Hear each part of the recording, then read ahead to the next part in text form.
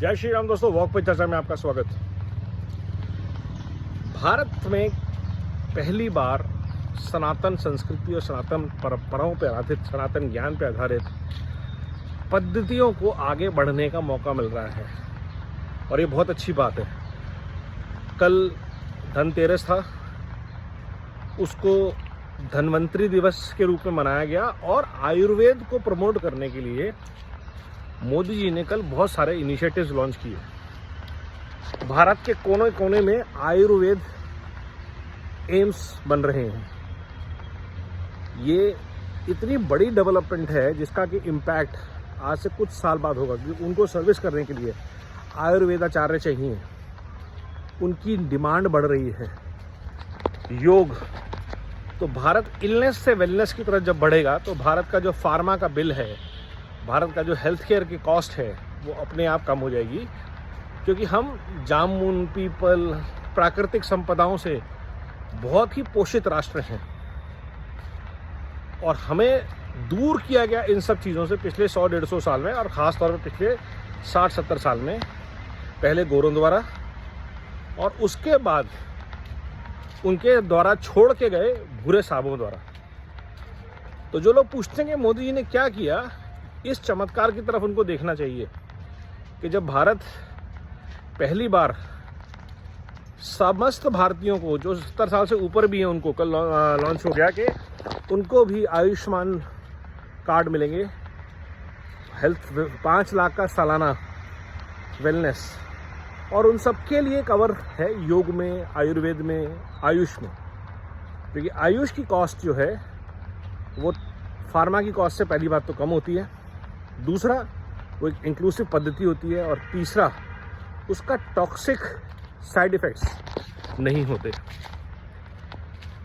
ऐसे अनेक प्रयास जिससे कि लोगों के कमीशन ख़त्म हो गए, बहुत सारे लोगों की दुकानदारियां ख़त्म हो रही हैं, तो उनका जो दर्द है। एक और ऐसा प्रयास आत्मनिर्भर भारत में डिफेंस का है। भारत ने अभी गुजरात में एक फैसिलिटी लॉन्च करी। भारत आर्म्स के नेट इंपोर्टर्स के साथ साथ अब एक बहुत बड़ा एक्सपोर्टर बन गया है। तो ये जो डेवलपमेंट्स हैं, अब हमें सबको पता है कि पहले जब हवाई जहाज़ या तोपें या बंदूकें या इवन गोलियां खरीदी जाती थी तो उसमें दलाली में पैसा मिलता था। वो दलाली के पैसे की दुकान सबकी बंद हो गई है।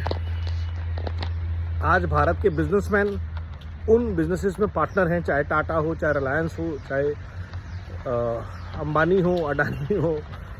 ये बहुत बड़ा दर्द है कि जो पैसा नेताओं को, ब्यूरोक्रेट्स की जेबों में जाता था, वो पैसा अब इंडिया में बिजनेसेस खड़े करने में लग रहा है, इंडिया से बाहर बिजनेसेस कोलैबोरेशन खड़े करने में लग रहा है। तो जितने लोग समाजवाद के नाम पे, जातिवाद के नाम पे, क्षेत्रवाद के नाम पे राजनीति कर रहे थे या कर रहे हैं, उनकी दुकानें लगातार बंद होती जा रही हैं। अभी महाराष्ट्र इलेक्शन में कोई बोल रहे थे सज्जन कि मोदी जी को मराठी वोट नहीं देंगे, क्योंकि मोदी जी ने, भाजपा की सरकार ने, एकनाथ शिंदे की सरकार ने यहाँ से बिजनेसेस गुजरात शिफ्ट कर दिए। तो कल आप गुजरात में जाओगे तो क्या बोलोगे कि गुजरातियों को मोदी जी को वोट देना चाहिए कि उन्होंने ये गुजरात महाराष्ट्र से लेकर आए। ऐसी जो डिवाइड एंड रूल की मानसिकता है, ये उस ज़माने में चलती थी जब आप गुजरात में कुछ बोल के आते थे और पंजाब को पता नहीं चलता था। आज सोशल मीडिया का ज़माना है। कोई भी अनुचित वार्तालाप पूरे देश को तुरंत पता चलती है। तो चाहे राहुल गांधी जाके साउथ में बोलें कि मुझे नॉर्थ इंडियन कल्चर अच्छा नहीं लगता, लेकिन मैं रायबरेली का एमपी वायनाड छोड़ दूंगा, तो लोग उस ड्रामे को देख सकते हैं। या कोई north versus south, Hindu versus Muslim, लोगों को जातिवाद में बांटने का बड़ा शौक है। अगर हिंदुओं की एकता की बात की जाती है, उन्हें तकलीफ हो जाती है। और किसी भी व्यक्ति ने ये नहीं कहा कि मारो काटो, उन्होंने कहा बटेंगे तो कटेंगे, बटना नहीं है, तो एक रहना है। पहली अच्छी चीज़, सबको पता कौन किसको काटता है। और दूसरी अच्छी चीज़, अपनी खुशियाँ, अपने त्यौहार मनाएं उनके साथ जो मनाते हैं आपके त्यौहार, उसमें क्या गलत है। कभी आपने ईद पे लोगों को देखा है जो जामिया में जाइए या किसी भी ऐसे सो कॉल्ड मुस्लिम इलाके में जाइए, उनका अपना इकोसिस्टम है, उसमें खुश रहते हैं। डिस्टर्ब मत कीजिए। आपको देश के अंदर रहना है, रहिए, तमीज़ से रहिए 50 बार, लेकिन हर बात पे दंगा, मारपीट, पथराव। कल बॉम्बे की एक सोसाइटी का एपिसोड, अब आप सोच रहे हैं ये सिर्फ बातें बॉम्बे महाराष्ट्र में होकर रह जाएंगी, नहीं। लड़ाई संघर्ष क्या था कि बकरीद पे उन्हें बकरा नहीं काटने दिया, इसलिए वो दिवाली पे लाइटें नहीं लगाने देंगे। इस मानसिकता को, इस जिहादी जाहिल मानसिकता को आप कैसे टैकल करेंगे?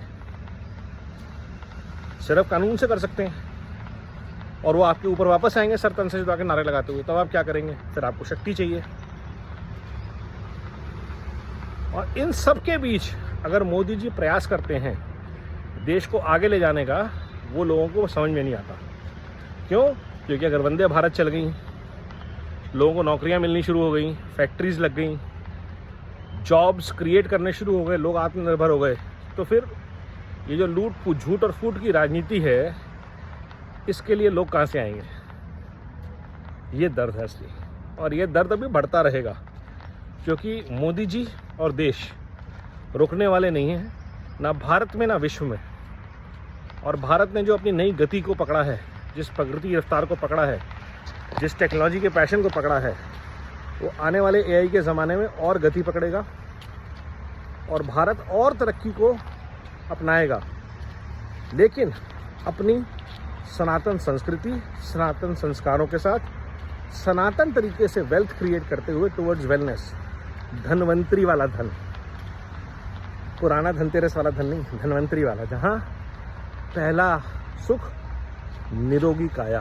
तो हेल्थ, वेलनेस और हैप्पीनेस को लेके भारत का जो प्रयास है 150 करोड़ लोगों के लिए, एक बहुत ही सार्थक प्रयास है। और इसके लिए मोदी जी, योगी जी और ऐसे समस्त नेताओं को, समस्त ईमानदार अफसरों को साधुवाद है।